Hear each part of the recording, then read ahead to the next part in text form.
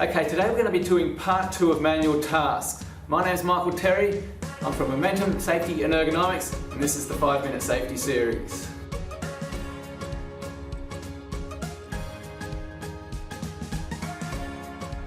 So we finished off last time with talking about the different risk assessment tools that we can use for manual tasks. So we're moving on now to talking about risk control. And risk control is where we obviously fix up the problems that we've identified in our risk assessment process.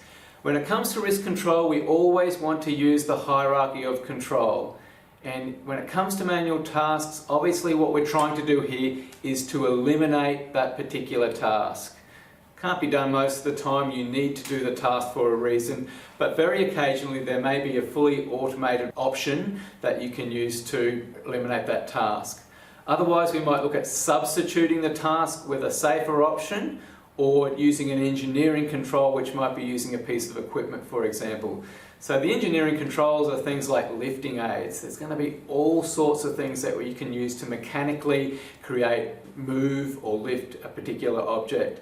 So here's some examples on screen that we can use. Might be things like lifters to do with lifting your clients if you work in that type of industry, or it might be even something as simple as a forklift. There's a lot of innovative equipment that's out these days. You can use things like vacuum lifters, which you can see on screen here.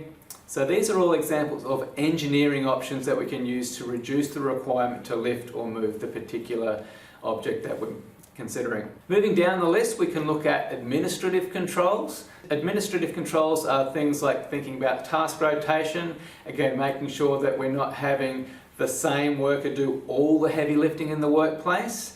But one of the main administrative controls is manual task training. And one of the things that we do know about generic manual task training is it's not a very effective control for eliminating or reducing the risk of manual tasks. So if we are going to do training, it needs to be task specific, and it also needs to make sure that it covers off on particular requirements to do with work procedures for that task. Finally, we should consider PPE, which for manual tasks is not really an option.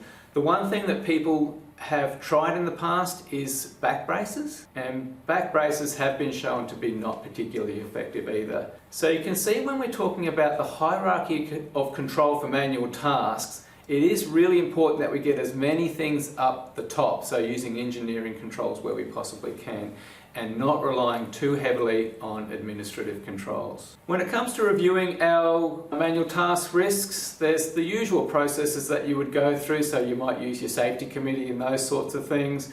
But one particular risk review option to consider when it comes to manual tasks is doing a discomfort survey.